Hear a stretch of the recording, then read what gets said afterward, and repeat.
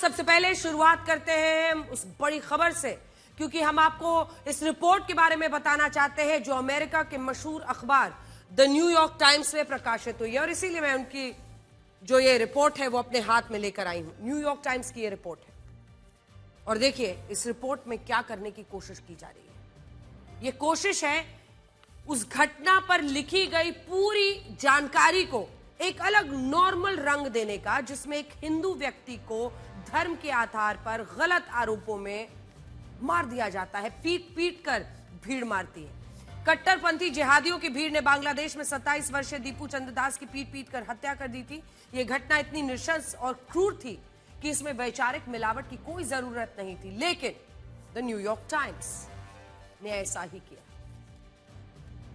इस रिपोर्ट में दीपू चंद्र दास की मॉब लिंचिंग को प्रत्यक्ष रूप से पेश ना करके उसे दक्षिण एशिया में बढ़ती धार्मिक असहनशीलता के बड़े मुद्दे से जोड़ा गया। आप समझ गए? इसके पीछे एक मंशा यह बताने की भी थी कि जो बांग्लादेश में दीपू चंद्र दास के साथ हुआ है वो दक्षिण एशिया के दूसरे देशों में लगातार हो रहा है, सामान्य बात है।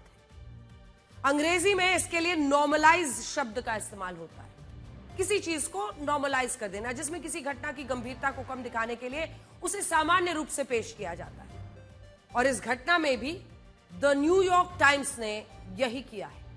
उसने दीप चंद्र दास की मॉब लिंचिंग में पाकिस्तान, बांग्लादेश और भारत के उदाहरणों का जिक्र किया, यानी पाकिस्तान, भारत और बांग्लादेश को एक स्तर पर लाकर खड़ा कर यह लिखा कि पाकिस्तान में भी धर्म से जुड़े कई मामलों में मॉब लिंचिंग की घटनाएं तेजी से बढ़ी हैं। अफगानिस्तान में भी अल्पसंख्यक हिंदुओं और सिख समुदाय के लोगों ने सुरक्षा कारणों से पलायन किया है, यह भी इसमें जोड़ दिया। और देखिए एक लंबा चौड़ा आर्टिकल है जिसमें कई रंग डालने की कोशिश की गई है, और इसी में भारत को लेकर भी यह लिखा है कि भारत में हिंदू गौरक्षकों और स्वयंभू पहरेदारों ने मुसलमानों और दूसरे अल्पसंख्यकों को निशाना बनाया है। यानी बांग्लादेश में जो हुआ है वो तो हुआ है, लेकिन यहां हर जगह हो रहा है, बड़ी नॉर्मल सी बात है। और यहीं पे इसके अलावा इसमें केरल की उस घटना का भी जिक्र है जिसमें पिछले हफ्ते कुछ लोगों ने एक प्रवासी मजदूर को बांग्लादेशी समझकर उसकी हत्या कर दी थी। हालांकि इसमें यह कहीं नहीं बताया गया है कि यह घटना चोरी के शक में हुई थी और इस घटना का धर्म से कोई लेना देना नहीं था। इसे ही वैचारिक मिलावट कहते हैं। इस वैचारिक मिलावट के सहारे न्यूयॉर्क टाइम्स ने दीपू चंद्र दास की मॉब लिंचिंग को ऐसे रिपोर्ट किया जिससे लोगों को इस घटना पर ज्यादा हैरानी ना हो। सहयोग की बात यह है कि इस लेख को सैफ हसनत और मुजीब मशाल ने लिखा है।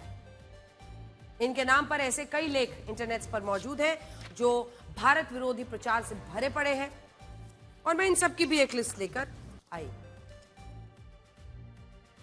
ये कॉपी और इसकी हेडलाइंस आपको बताएंगी। अंदर हर आर्टिकल में किसी ना किसी तरीके से हम देखिए, हम किसी भी, हमारा मकसद किसी भी मीडिया संस्थान को नीचा दिखाने का नहीं है। हम कह रहे हैं कि आपने फैक्ट्स क्यों नहीं रिपोर्ट की। अगर एक मजदूर को बांग्लादेशी समझकर मारा गया तो दरअसल यह मामला चोरी का था, लेकिन यहां पर तो ईश निंदा के लिए बांग्लादेश में यह मार मार कर हत्या की गई है। वही ईश निंदा जिसका कोई सबूत मिला ही नहीं वहां की पुलिस और सेना को। फैक्ट्स क्यों नहीं रिपोर्ट किया, हम ये पूछ रहे हैं। हमारा मकसद आपको यह बताना है कि दुनिया को किस नैरेटिव के साथ आगे बढ़ाया जाता है। आज अगर ऑस्ट्रेलिया में बॉन्डी बीच पर हुए आतंकी हमले के बाद पूरी दुनिया इस्लामिक आतंकवाद की निंदा कर रही है, और इसी दौरान पहलगांव के आतंकी हमले को चरमपंथियों का हमला माना जा रहा है। ये देखिए, लिंचिंग ऑफ अ हिंदू इन बांग्लादेश, ये वाला हिस्सा है, और वहीं पर जब आप बॉन्डी बीच वाली पूरी घटना देखेंगे, इन्हीं के तमाम आर्टिकल्स में इसीलिए लेकर आई हूं ताकि आपको समझ में आए कि क्या मामला है। अगर पहलगांव के हमला को चरमपंथियों का हमला माना जा रहा है, उसे टेररिस्ट अटैक कहने में गला सूख रहा है, तो इसका कारण यही है कि इन घटनाओं को रिपोर्ट करने वाले कुछ अंतर्राष्ट्रीय मीडिया संस्थानों ने निष्पक्ष होकर अपना काम नहीं किया है। आज का कड़वा सच यही है कि अगर दीपू चंद्र दास हिंदू नहीं होते, इसके बाद उनकी इस तरह से नृशंस हत्या होती, तो यह घटना दुनिया की सबसे बड़ी हेडलाइन बनती। संयुक्त राष्ट्र से लेकर मानवाधिकारों की संस्थाएं, पश्चिमी देश इस घटना पर चिंता व्यक्त करते, दीपू चंद्र दास को इंसाफ दिलाने के लिए मुहिम चलाई जाती। लेकिन अफसोस की बात यह है कि दीपू चंद्र दास हिंदू थे। हिंदू होने की वजह से उनकी बेरहमी से हत्या को पश्चिमी मीडिया और बहुत सारे देशों ने सामान्य मान लिया। और ये लेख भी उसी का एक उदाहरण है। आप में से बहुत सारे लोगों को यह तो पता होगा कि दीपू चंद्र दास को कट्टरपंथी जिहादियों की भीड़ ने कैसे पेड़ पर लटकाकर ऐसे जलाया था, लेकिन आपको यह नहीं पता होगा कि उस दिन दीपू चंद्र दास इस भीड़ के हत्थे कैसे चढ़े थे। आज मैं आपको इसके बारे में बताना चाहती हूं, बहुत ध्यान से सुनिएगा। दीपू चंद्र दास के साथ काम करने वाले एक कर्मचारी सलीम मियां का कहना है कि 19 दिसंबर को हमने एआई के जरिए ये वीडियो जनरेट किया है। 19 दिसंबर को फैक्ट्री में कुछ लोगों के बीच जुमे की नमाज को लेकर चर्चा चल रही थी। इसी चर्चा के दौरान कुछ मुस्लिम सहकर्मियों ने यह कहा था कि जुमे की नमाज पूरे हफ्ते की गई गलतियों के लिए पश्चाताप करने का सबसे अच्छा मौका होती है। इस पर दीपू चंद्र दास ने यह कहा था कि किसी एक दिन पर इतना ज्यादा जोर देना अंधविश्वास जैसा लगता है, जबकि मुस्लिम सहकर्मियों को दीपू चंद्र दास के इस बयान से बहुत आपत्ति थी। वो ये कह रहे थे कि अगर जुमे की नमाज से जुड़ी बातें दीपू चंद्र दास को अंधविश्वास लगती हैं तो इस हिसाब से हिंदू धर्म में भी कई अंधविश्वास है। इन्हीं बातों को लेकर दीपू चंद्र दास की अपने मुस्लिम सहकर्मियों से कहासुनी हो गई, बहस हो गई, और आरोप है कि इसी दौरान एक मुस्लिम कर्मचारी ने उन पर पैगंबर मोहम्मद साहब के अपमान करने का आरोप लगा दिया और इसके बाद भीड़ ने उनकी हत्या कर दी। बीते दिन हमने आपको वीडियो दिखाया था ना, कैसे वहां धीरे धीरे हजारों की भीड़ जुटती चली गई और वो उनको लेकर वहां से आगे गए और उसके बाद निशंस मतलब जिस तरीके से उनकी हत्या की गई है, ये देखिए वीडियो। कैसे एक छोटी सी कहासुनी की बात बढ़ते बढ़ते ऐसी हो गई, भीड़ देखिए उनको मारते पीटते हुए घसीटते हुए फैक्ट्री से बाहर ले जा रही है, जहां लगता है खून के प्यासे ये लोग मन बना चुके थे कि आज जान लेनी है। इसी बांग्लादेश में 1 करोड़ 30 लाख अल्पसंख्यक हिंदू रहते हैं ना, जिस घटना के बाद दीपू चंद्र दास को इंसाफ दिलाने के लिए एकजुट हो सकते थे। लेकिन दुख की बात पता है क्या है? दुख की बात यह है कि मुट्ठी भर लोगों को छोड़कर दीपू चंद्र दास का पूरा परिवार आज अकेला रहा, लाचार रहा। बांग्लादेश के मैमनसिंह जिले में दीपू चंद्र दास के परिवार ने इंसाफ के लिए सड़कों पर उतरकर विरोध प्रदर्शन किया, लेकिन आपको जानकर हैरानी होगी कि इस विरोध प्रदर्शन में मुश्किल से कुछ 100 लोग आए और उतनी भी भीड़ इस परिवार हिंदू परिवार का समर्थन करने नहीं आई जितनी भीड़ ने दीपू चंद्र दास की मॉब लिंचिंग की थी। इसकी कई वजह हो सकते हैं। अगर हिंदू वहां पर आते समर्थन करने के लिए तो उनको डर होता अपनी जिंदगी खोने का। अगर आप इन तस्वीरों को साथ देखेंगे तो आपको खुद समझ में आ जाएगा कि बांग्लादेश में अल्पसंख्यक हिंदुओं की क्या स्थिति है। अल्पसंख्यक हिंदुओं को मारने के लिए हजारों लोगों की भीड़, लेकिन इन्हीं अल्पसंख्यक हिंदुओं को बचाने, उन्हें इंसाफ दिलाने के लिए चंद लोग भी इकट्ठा नहीं होते। देखिए ये तस्वीरें आपने, बांग्लादेश में हिंदू लाइव्स मैटर, वही हैशटैग जो हम लगातार आपको दिखा रहे हैं, हैशटैग हिंदू लाइव्स मैटर का वजूद इन तस्वीरों से बेहतर कोई नहीं समझा सकता। सबसे बड़ी बात यह है कि आज अगर बांग्लादेश की जगह कोई और देश होता तो वहां ऐसी घटना पर ज्यादातर लोग और नेता अफसोस जताते, इसकी निंदा तो करते, दीपू चंद्र दास के लिए इंसाफ मांगते, लेकिन बांग्लादेश में उल्टा हो रहा है। बांग्लादेश में बहुत सारे लोग सोशल मीडिया पर इसका जश्न मना रहे हैं और इनमें बड़े बड़े मुस्लिम धर्मगुरु और नेता शामिल हैं। ऐसे ही एक नेता का नाम है जुबैर अहमद तशरीफ, और ये जुबैर अहमद तशरीफ जो फरवरी में होने वाले संसदीय चुनाव में हिस्सा लेने वाला है, लेकिन दीपू चंद्र दास की हत्या पर यह व्यक्ति कहता है कि मॉब लिंचिंग करने वालों ने बांग्लादेश के लोगों को खुशियों से भर दिया है। देखिए, सोचिए जिस देश के लोग खुल्लम खुल्ला दीपू चंद्र दास की हत्या की खुशियां मना रहे हैं, वो देश आखिर उन्हें इंसाफ कैसे दिलाएगा? दुनिया के ज्यादातर देशों में अल्पसंख्यक वर्ग विशेष रूप से एकजुट रहता है। ऐसी घटनाओं पर वहां लाखों लोग सड़कों पर उतर जाते हैं, लेकिन बांग्लादेश में अब तक ऐसा नहीं हुआ है। बांग्लादेश में कुछ हिंदू संगठनों ने विरोध प्रदर्शन किए हैं, लेकिन बांग्लादेश के 99% अल्पसंख्यक हिंदू अब भी दीपू चंद्र दास के लिए सड़कों पर नहीं उतरे हैं। इसका कारण एक ये भी है कि अल्पसंख्यक हिंदुओं को अपनी जान का खतरा है। उन्हें लगता है कि अगर अगला निशाना वो हुए तो उन्हें भी कोई बचाने नहीं आएगा। लेकिन यहां हमारा सवाल यह है कि अगर बांग्लादेश के अल्पसंख्यक हिंदू खुद एकजुट नहीं होंगे तो ये घटनाएं वहां कभी नहीं रुकेंगी। आज जिस तरह बांग्लादेश में 23% हिंदू घटकर 8% रह गए हैं, ठीक उसी तरह भविष्य में यही हिंदू धीरे धीरे खत्म ना हो जाए। इस स्थिति पर हमें उत्तर प्रदेश के मुख्यमंत्री योगी आदित्यनाथ का वो बयान याद आ रहा है जो उन्होंने पिछले साल 26 अगस्त को दिया था। उस वक्त भी तख्ता पलट के बाद बांग्लादेश में हिंदुओं के खिलाफ हिंसक घटनाएं हो रही थी। मुख्यमंत्री योगी आदित्यनाथ ने इन घटनाओं को बटेंगे तो कटेंगे के नारे से जोड़ा था और ये कहा था कि अगर हिंदू एकजुट नहीं हुए तो उन्हें इसी तरह से निशाना बनाया जाएगा। आज भी यही हो रहा। राष्ट्र से बढ़कर के कुछ नहीं हो सकता, कुछ नहीं हो सकता। और राष्ट्र तब सशक्त होगा जब हम एक रहेंगे, नेक रहेंगे, तभी नेक रहेंगे। बटेंगे तो कटेंगे। आप देख रहे हैं ना, बांग्लादेश में देख रहे हो ना, तो वो गलतियां यहां नहीं होनी चाहिए। बटेंगे तो कटेंगे, एक रहेंगे तो नेक रहेंगे, सुरक्षित रहेंगे और समृद्धि की पराकाष्ठा को पहुंचेंगे। हमें विकसित भारत की संकल्पना को साकार करने के लिए कार्य करना है।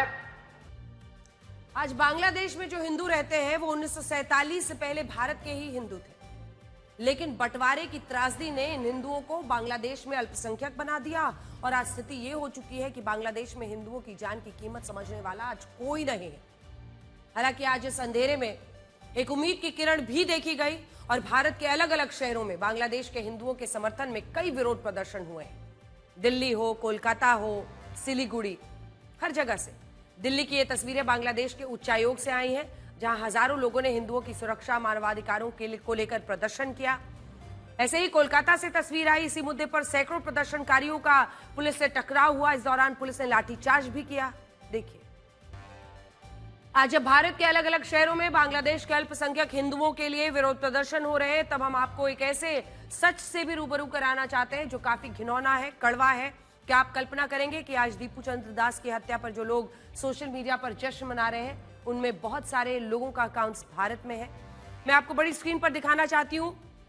हालांकि ये राइडर बताते हुए कि इससे पहले एक्स पर कई बार ऐसा हुआ है कि लोगों के लोकेशन अलग आए हैं, लेकिन जो भी हो, ये जो भी लोग हो जो सोशल मीडिया पर जश्न मना रहे हैं, जो सोशल मीडिया पर खुशी मना रहे हैं, आप कल्पना नहीं कर सकते हैं। मुखीत नाम के यूजर ने लिखा, गुड जॉब बांग्लादेशी।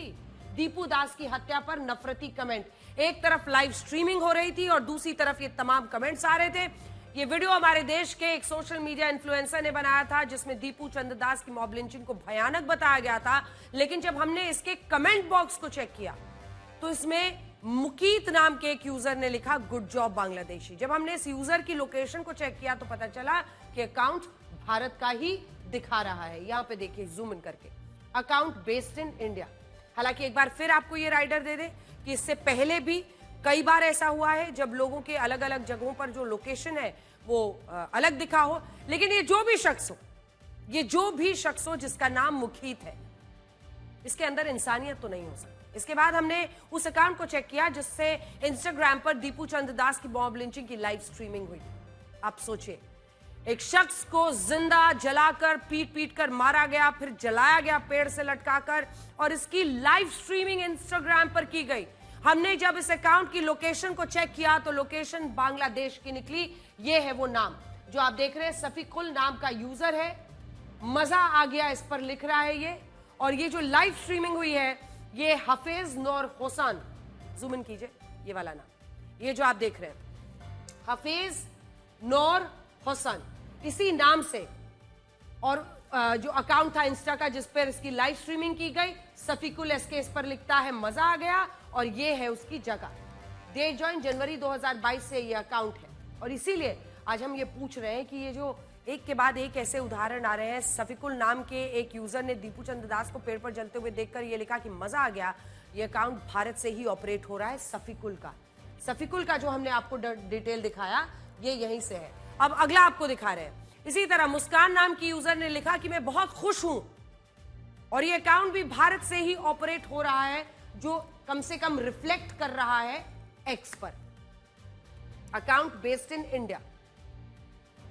ये सब कुछ उसी हाफिज नूर हुसैन के नाम से है, इंस्टाग्राम का अकाउंट जिसपे लाइव स्ट्रीम किया गया है इस पूरी घटना। इसके अलावा इकबाल अजमीर, आर्यान और लक्की नाम से यूजर्स ने दीपू चंद्र दास की हत्या के वीडियो पर अल्लाहू अकबर लिखा। और ये सारे अकाउंट्स भारत से ही ऑपरेट हो रहे हैं, जैसा एक्स पर रिफ्लेक्ट कर रहा है। हमने इंस्टाग्राम पर वायरल एक और वीडियो के कमेंट बॉक्स को चेक किया जिसमें मोहम्मद अली मिर्जा नाम के यूजर ने हंसने वाली इमोजी बनाई हुई थी और अकाउंट भी भारत से ही ऑपरेट हो रहा था। ये देखिए, ये जो अकाउंट है ये भी भारत से ऑपरेट हो रहा था। कम से कम एक्स पर यही रिफ्लेक्ट हो रहा है कि ये तमाम अकाउंट्स भारत से ऑपरेट हो रहे हैं। ये तो कुछ उदाहरण है, ऐसे बहुत सारे यूजर्स हैं जो भारत से ऑपरेट हो रहे हैं और इन लोगों ने दीपू चंद्र दास की हत्या का जश्न मनाया। बड़ी बात यह है कि इनमें से कई यूजर्स के नाम गलत भी हो सकते हैं और ये भी हो सकता है कि ये फेक यूजर्स हैं, मुसलमानों के नाम से कमेंट्स किए हों। हम ये भी कह देना चाहते हैं क्योंकि अक्सर एक नैरेटिव चलाने के लिए भी कई चीजें की जाती है, लेकिन इससे आपको ये समझ में आएगा कि सोशल मीडिया पर अब क्या हो रहा है, कैसे सोशल मीडिया पर इस नफरत को फैलाने का एक जरिया बन चुका है। आज बात सिर्फ इन लोगों की नहीं है बल्कि आज बात हमारे नेताओं की भी। आप कांग्रेस के वरिष्ठ नेता दिग्विजय सिंह का ये बयान सुनिए। कह रहे हैं कि भारत में अल्पसंख्यकों के खिलाफ जो कार्रवाई हो रही है उन्हीं का रिएक्शन है बांग्लादेश में। ये जो हालात हमारे देश में है, यहाँ वही धर्मांध फैलाने वाले कट्टरपंथी ताकतें जो हैं जिस प्रकार से अल्पसंख्यक समुदाय के खिलाफ जो कार्रवाई कर रहे हैं वही रिएक्शन वहाँ पर उस प्रकार का हो रहा है।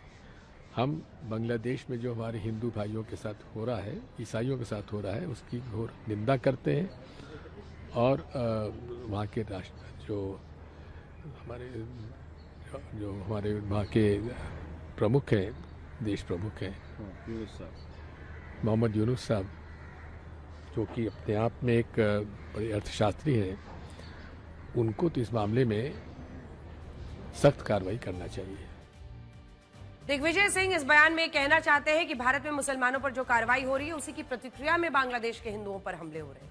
ये तो वहां के भी मुसलमान नहीं कहेंगे क्योंकि वो तो इस बात से नाराज थे कि एक कमेंट हुआ था, धर्म के आधार पर हुआ था और वहां बहस छिड़ी थी। ये बयान शुद्ध रूप से ऐसी राजनीति का हिस्सा है जिसका मकसद मुस्लिम तुष्टीकरण के सिवा कुछ और हो ही नहीं सकता। भारत में बार बार मुसलमानों को निशाना बनाने के आरोप लगाए जाते हैं, जबकि सच ये है कि भारत में सामाजिक और आर्थिक रूप से मुसलमानों की जितनी तरक्की हुई है उतनी तरक्की बांग्लादेश और पाकिस्तान के बहुसंख्यक मुसलमानों की भी नहीं हुई है। क्या आप कल्पना कर सकते हैं कि बांग्लादेश जैसे देश में कोई राष्ट्रपति हिंदू धर्म का हो,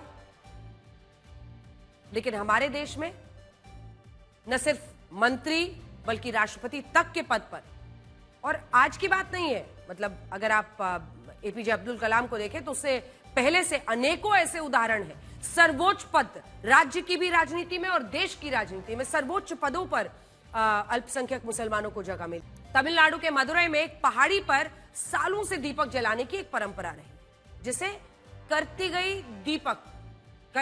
दीपम कहते हैं, जिसकी तस्वीर आप देख रहे हैं। ये दीपक जिस स्तंभ या दीप थून पर जलाया जाता है उसे लेकर हिंदू और मुस्लिम पक्ष के बीच लंबे समय से विवाद चल रहा है। विवाद का कारण यह है कि इस पहाड़ी पर दीपथुन के पास एक दरगाह भी मौजूद है जो कुछ सदी पुरानी मानी जाती है। अब बड़ी बात यह है कि हाल ही में मद्रास हाईकोर्ट के एक जज जीआर स्वामीनाथन ने यह आदेश दिया था कि इस दीपक को उस प्राचीन स्तंभ पर जलाया जा सकता है जहां इसे लेकर अभी विवाद है। कोर्ट ने यह भी कहा कि जिस स्तंभ पर हिंदू पक्ष दीपक जलाने की मांग कर रहा है वो स्तंभ मंदिर के ही अधिकार क्षेत्र में आता है और इस पर किसी को आपत्ति होनी नहीं चाहिए। लेकिन इसके बावजूद तमिलनाडु की डीएमके सरकार और स्थानीय प्रशासन ने कोर्ट के इस फैसले को लागू नहीं होने दिया और सरकार ने यह कहते हुए इस पहाड़ी पर हिंदुओं को दीपक जलाने से रोक दिया कि कानून व्यवस्था खराब होगी, सांप्रदायिक सौहार्द बिगड़ जाएगा। इसके अलावा डीएमके ने विपक्ष के 100 से ज्यादा सांसदों के साथ मद्रास हाईकोर्ट के इस जज जीआर स्वामीनाथन के खिलाफ महाभियोग प्रस्ताव लाने की कोशिश की, इंपीचमेंट मोशन। लेकिन सोचने वाली बात यह है कि जब हिंदू पक्ष को ऐसा करने से रोका गया तभी सरकार और स्थानीय प्रशासन की अनुमति से एक दिन पहले मुस्लिम पक्ष को दरगाह पर इस्लामिक झंडा फहराने की इजाजत दी गई और यह कहा गया कि मुस्लिम पक्ष इस पहाड़ी पर अपने वार्षिक उत्सव को मना सकते हैं जिसे संथाना कुड्डू कहते हैं। अब यहां सवाल यही है कि जब हिंदू पक्ष को सरकार ने मंदिर की पहाड़ी पर दीपक जलाने से रोका तो इसी दौरान सरकार ने मुस्लिम पक्ष को दरगाह के पास इस्लामिक झंडा फहराने की इजाजत दी। क्या यह भेदभाव नहीं है? और सोचिए, क्या इस खबर को देखने के बाद भी आपके मन में यह सवाल आता है कि भारत में मुसलमानों को उनके धार्मिक अधिकारों से वंचित किया जा रहा है? धार्मिक अधिकारों की हत्या कैसे की जाती है, उसके लिए आपको बांग्लादेश में अल्पसंख्यक हिंदुओं की स्थिति को देखना होगा। वॉट अबाउटरी छोड़नी होगी। इंडिया में यह होता है या वहां पर ऐसा होता है या उस देश में ऐसा होता है इसलिए वैसा हो रहा है, ये तमाम दलीलें बंद करनी होंगी। बांग्लादेश में इसी साल मई महीने में एक 200 साल पुराने बरगद के पेड़ को कट्टरपंथियों ने इसलिए काट दिया क्योंकि हिंदू समुदाय के लोग इस पेड़ की पूजा करते थे, तो पेड़ ही काट दिया। ये पेड़ बांग्लादेश के शिरा खारा में मौजूद था, जिसके खिलाफ पहले एक फतवा जारी हुआ, बाद में इस पेड़ को शिर्क यानी अल्लाह के खिलाफ बताते हुए इसे काट दिया गया। आप खुद उस वक्त की ये तस्वीरें देख सकते हैं।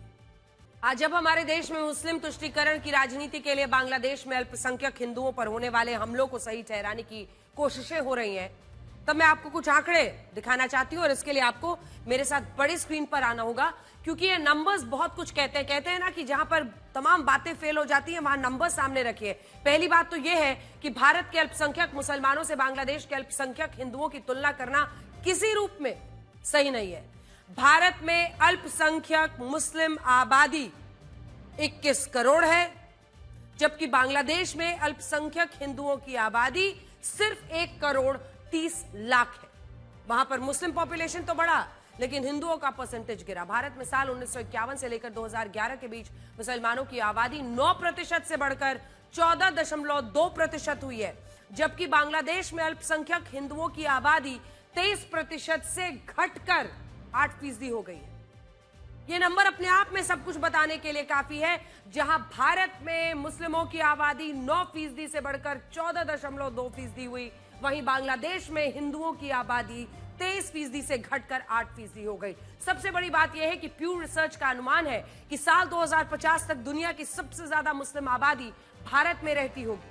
साल 2050 तक भारत में मुसलमानों की आबादी 31 करोड़ 10 लाख होगी, जो भारत की कुल आबादी का 18.4% होगा, जबकि हिंदुओं की आबादी 80% से कम होकर 76%, ये वाला जूम इन करके दिखा दीजिए, 76.7% रह जाएगी।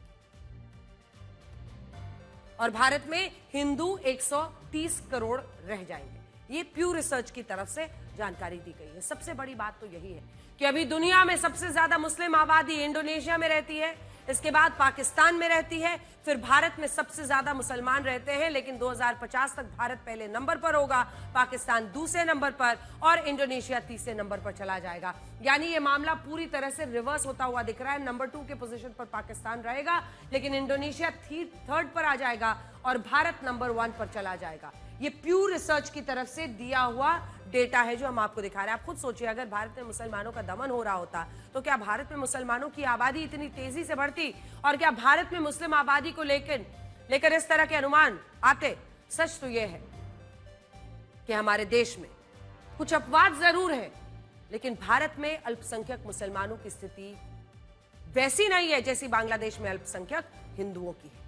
अब आपको उस टाइमलाइन के बारे में बताते हैं जिसे करीब से देखने पर यह पता चलता है कि बांग्लादेश में जो कुछ हो रहा है उसके पीछे पाकिस्तान और उसकी सेना हो सकती है। अगस्त 2024 में जब पूर्व प्रधानमंत्री शेख हसीना की सरकार का तख्ता पलट हुआ, तब उससे पहले तक बांग्लादेश और पाकिस्तान के रिश्तों में काफी तल्खी थी, जबरदस्त विरोध था एक दूसरे का। लेकिन इसके बाद जब अंतरिम सरकार का गठन हुआ और इस अंतरिम सरकार की कमान मोहम्मद यूनुस के हाथों में सौंपी गई, तब से पाकिस्तान के लिए बांग्लादेश में सभी दरवाजे खोल दिए गए। सबसे पहले दिसंबर 2024 में पाकिस्तान और बांग्लादेश के बीच यह समझौता हुआ कि फरवरी 2025 से पाकिस्तानी सेना और बांग्लादेश की सेना को प्रशिक्षण यानी ट्रेनिंग देगी। यह 1971 के युद्ध के बाद पहला ऐसा मौका था जब पाकिस्तान और बांग्लादेश के बीच कोई सैन्य समझौता हुआ।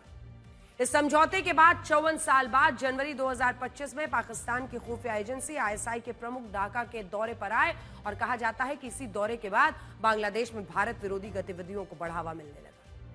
फरवरी 2025 में बांग्लादेश और पाकिस्तान के बीच 50 साल बाद डायरेक्ट ट्रेड की शुरुआत हुई और बांग्लादेश ने भारत के साथ पाकिस्तान से भी चावल खरीदना शुरू कर दिया। सबसे बड़ा टर्निंग पॉइंट तब आया जब 2 महीने पहले पाकिस्तान की सेना के joint chief of staff committee के पूर्व प्रमुख जनरल शमशाद मिर्जा ढाका के दौरे पर आए और इस दौरान मोहम्मद यूनुस ने उन्हें एक किताब भेंट की जिस पर ग्रेटर बांग्लादेश का विवादित नक्शा छपा हुआ। ये वो कदम था जहां से बांग्लादेश ने भारत को उकसाना शुरू किया और इसके बाद बांग्लादेश में कई नेता भारत में उत्तर पूर्व के राज्यों को बांग्लादेश का हिस्सा बताने लगे। इन राज्यों को भारत से अलग करने की धमकी दी जाने लगी। जिस शरीफ उस्मान हादी की 12 दिसंबर को हत्या हुई, उसने भी भारत के खिलाफ ग्रेटर बांग्लादेश के विवादित नक्शे को सोशल मीडिया पर पोस्ट किया था। और बांग्लादेश में भारत विरोधी गतिविधियां तब से हो रही हैं जैसे पाकिस्तान की वहां पर भूमिका बढ़ी है, हस्तक्षेप बढ़ा है। पाकिस्तान ने तो इस हद तक बांग्लादेश का फायदा उठाया कि उसके लश्कर और जैश के हैंडलर्स भी बांग्लादेश आने लगे और उन्होंने ये धमकी देनी शुरू कर दी कि बांग्लादेश अब भारत के खिलाफ जिहाद का लॉन्च पैड बन सकता है। आप खुद सुनिए लश्कर का कमांडर सैफुल्लाह सैफ बांग्लादेश को लेकर क्या कह रहा है। आपको डराना नहीं चाहते, लेकिन सच बताना आपके प्रति हमारी जिम्मेदारी है। इस वक्त आपकी हर सांस, खाने पीने की हर चीज में मिलावट है। बड़ी स्क्रीन पर कुछ दिखाना चाहते हैं आपको। आपके सामने कुछ खास चीजें हैं जो आप रोजमर्रा की जिंदगी में इस्तेमाल करते हैं। देखिए, रोजमर्रा के इस्तेमाल वाली चीजों में सबसे पहले बेबी प्रोडक्ट्स है, क्योंकि सबसे ज्यादा खतरा किसको होगा मिलावट से? बच्चों को। और इसीलिए बेबी प्रोडक्ट्स, जो तमाम चीजें, वो टूथपेस्ट से लेके ब्रश, उनके टॉयज जो आप लेते हैं। उसके बाद आइए चॉकलेट, नकली। उसके बाद आइए कोल्ड ड्रिंक, वहां पर भी नकली सामान। फूड आइटम्स नकली, जिसमें आपको तरह तरह की चीजें पैक फूड दिख रही हैं। चॉकलेट बिस्किट हो, वेफर्स हो, चिप्स हो, केचप हो, 0 शुगर वाली कोल्ड ड्रिंक्स हो, ये सब नकली। और ये क्यों कहना पड़ रहा है? आप अपने घर ये सब कुछ लाते हैं, लेकिन आज का सच ये है कि मार्केट में इनमें से ज्यादातर सामान या तो नकली मिल रहा है या फिर एक्सपायर्ड है, यानी जो डेट ऑफ एक्सपायरी है वो निकल चुका है। पुराने सामान की एक्सपायरी डेट मिटाकर नई डेट छाप देने का खेल इतने बड़े लेवल पर हो रहा है कि आप उससे बच ही नहीं सकते। दिल्ली पुलिस की क्राइम ब्रांच ने खाने पीने की एक्सपायर्ड चीजों की पैकेजिंग बदलकर बेचने वाले एक बड़े गैंग का पर्दाफाश किया। यह गैंग किसी भी सामान पर जो एक्सपायरी डेट छपी रहती है, बारकोड है, रेट लिस्ट है, मिटाकर उस पर नई डिटेल छाप देता था, फिर इसे किसी मॉल, ई कॉमर्स प्लेटफॉर्म पर बेच देता था। आप ऑनलाइन भी बहुत शॉपिंग करते होंगे। डेट बदलकर ये वहां पर सामान बेच देते हैं। मतलब यह है कि चाहे आप किसी बड़े मॉल से खाने पीने का सामान खरीदें या ई कॉमर्स प्लेटफॉर्म से सामान की डिलीवरी घर पर करवा लें, इसकी कोई गारंटी नहीं है कि वो सामान असली है और सही होगी। दिल्ली पुलिस की क्राइम ब्रांच ने सदर बाजार के एक ऐसे इलाके में छापेमारी की जहां बड़े पैमाने पर नकली और खराब हो चुके सामानों की रीपैकेजिंग की जाती है। वहां से पुलिस को खराब हो चुकी 14,000 litre cold drink, baby food, chocolate, chips जैसे सामान मिला, जिसकी पैकेजिंग बदली जा रही थी। पहले केवल त्योहारों के मौके पर मिलावटखोरी के मामले सामने आते थे। डिमांड पूरी करने के लिए नकली, मिलावटी, रीपैकेजिंग वाला सामान मार्केट में बेचा जाता था, लेकिन अब हालात इससे कहीं ज्यादा खराब है। अब स्थिति यह है कि बाजार में बिकने वाला सामान असली है या नकली, ये केवल मिलावटखोर ही जानते हैं और कोई नहीं। और सोचिए, सबसे बड़ी बात तो यह है कि ये तमाम ई कॉमर्स प्लेटफॉर्म्स या बड़े बड़े मॉल्स जो इसे खरीद रहे हैं, वो भी कम कीमतों पर ये जानते हुए खरीदते हैं, यानी वो भी इस अपराध में कॉन्डुइट है, यानी वो भी इसमें शामिल है। क्राइम ब्रांच ने सदर बाजार में चल रहे इस गैंग के 7 लोगों को गिरफ्तार किया। बताया जा रहा है कि पूरा गैंग मुंबई में बैठे एक शख्स के इशारे पर चल रहा था, जो विदेशों से खराब हो चुका सामान मंगवाकर रीपैकेजिंग करके दिल्ली और आसपास के शहरों में बेच रहा था। आइए आपको दिखाते हैं।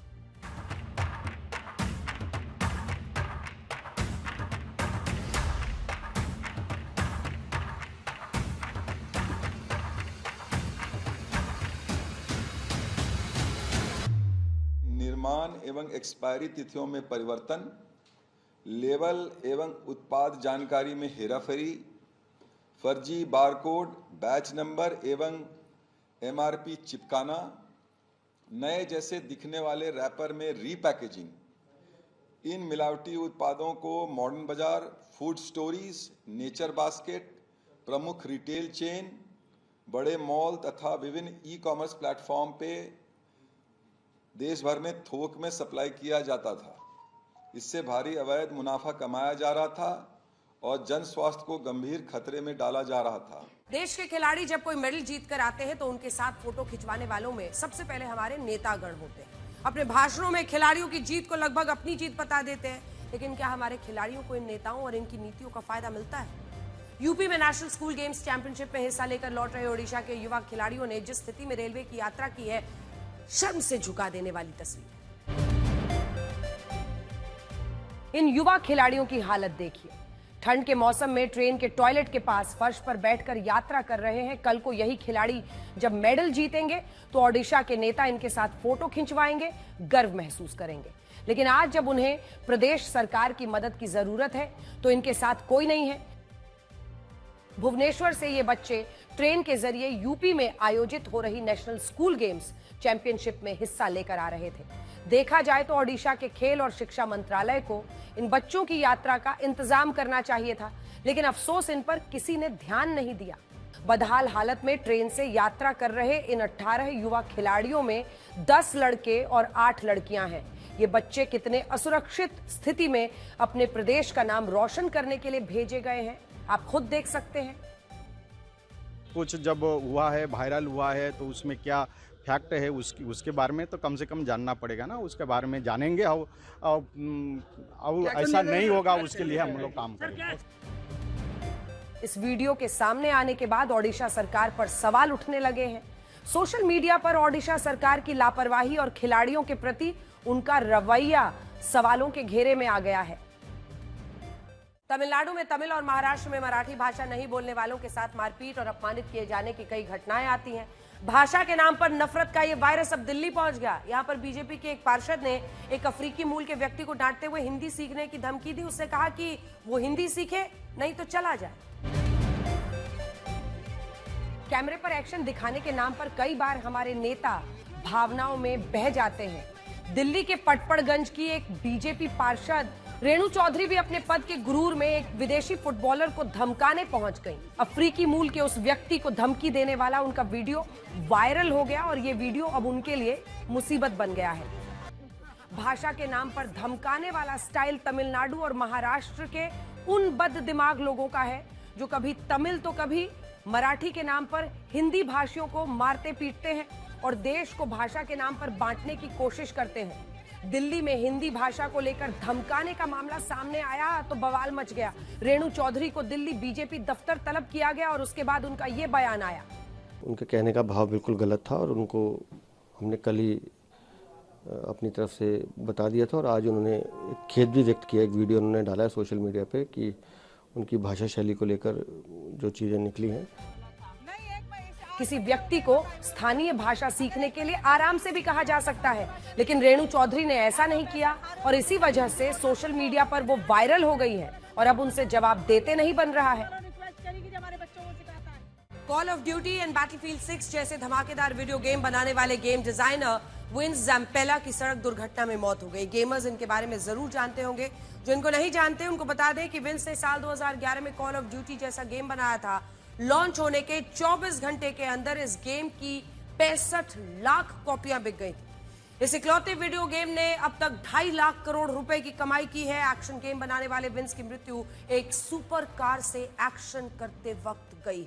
14 साल पहले इस एक्शन गेम ने दुनिया भर के गेमर्स को खुश कर दिया था। अब 14 साल बाद इसके क्रिएटर की मौत ने गेमिंग की दुनिया को बड़ा सदमा दे दिया है। 55 साल के गेम डिजाइनर विंस ज़ैम्पेला की अमेरिका के लॉस एंजलिस में एक रोड एक्सीडेंट में मौत हो गई। इस हादसे का भयानक वीडियो सामने आया है। वीडियो में कुछ लोग लाल रंग की फरारी चला रहे विंस को कैमरे से शूट करते हुए दिखे। इसमें दिख रहा है कि जैसे ही विंस टनल से बाहर आए वो अपनी कार की रफ्तार संभाल नहीं पाए और उनकी फरारी कार पहाड़ी की तरफ मौजूद बैरियर्स से जाकर टकरा गई। टक्कर इतनी भयानक थी कि कार में तुरंत आग लग गई। कैमरे से शूट कर रहे युवक दुर्घटनाग्रस्त कार की तरफ दौड़े और उन्होंने गंभीर रूप से घायल विंस को तुरंत कार से बाहर निकाला, लेकिन तब तक बहुत देर हो गई थी। कार में विंस के साथ एक और व्यक्ति मौजूद था जो टकराव के बाद छिटककर बाहर गिर गया। अस्पताल ले जाते वक्त उस व्यक्ति की भी मौत हो गई। हमारे देश में पंचायतों की जिम्मेदारी है कि वो समाज को एकजुट रखें, आपसी विवादों का सबकी राजी खुशी से निपटाएं। लेकिन राजस्थान के जालौर में महिलाओं पर एक खास प्रतिबंध लगाने का फरमान जारी किया। 24 से ज्यादा जो जालौर में है वहां 24 से ज्यादा गांव की महिलाओं पर स्मार्टफोन के इस्तेमाल की ही पाबंदी लगा दी गई है, सिर्फ औरतों पर। एक तरफ राजस्थान सरकार राज्य की महिलाओं को टेक फ्रेंडली बनाने के लिए टैबलेट बांट रही है, तो दूसरी तरफ जालौर की एक पंचायत महिलाओं के स्मार्टफोन के इस्तेमाल पर प्रतिबंध लगा रही है। पंचायत से जुड़े लोगों का कहना है कि बच्चों को मोबाइल फोन से दूर रखने के लिए महिलाओं पर यह प्रतिबंध लागू किया गया है। तो क्या इसका मतलब यह है कि बच्चे केवल अपनी मां से मोबाइल ले पाते हैं, पिता से नहीं? डिजिटल डिटॉक्स जरूरी है और बच्चों में मोबाइल लत भी एक बड़ी समस्या बन गई है। लेकिन पंचायत की ओर से इस तरह का फैसला महिला विरोधी है। डिजिटल डिटॉक्स सीखना है तो कर्नाटक के बेलगाम के एक गांव हलगा से सीखिए। इस गांव की पंचायत ने तय किया है कि गांव में रोज शाम को 7 बजे से 9 बजे तक ना टीवी चलेगा और ना मोबाइल फोन इस्तेमाल किया जाएगा। केवल पढ़ाई होगी और लोगों के साथ बैठ की चलेगी। मतलब ये है कि बच्चों के साथ साथ गांव की हर महिला और हर पुरुष रोजाना शाम को 7 से 9 खुद को डिजिटल डिटॉक्स पर रखेंगे। बच्चे पढ़ाई करेंगे और बाकी लोग एक दूसरे से बातचीत करेंगे, जिससे पारिवारिक और सामाजिक ताना बाना मजबूत होगा। जालौर की पंचायत को बेलगाम के हलगा गांव की पंचायत से सीखना चाहिए, जिसमें नियम सबके लिए एक समान रखे गए हैं। प्रतिबंध को लेकर महिलाओं और पुरुषों को अलग अलग नजरिए से नहीं देखा गया है।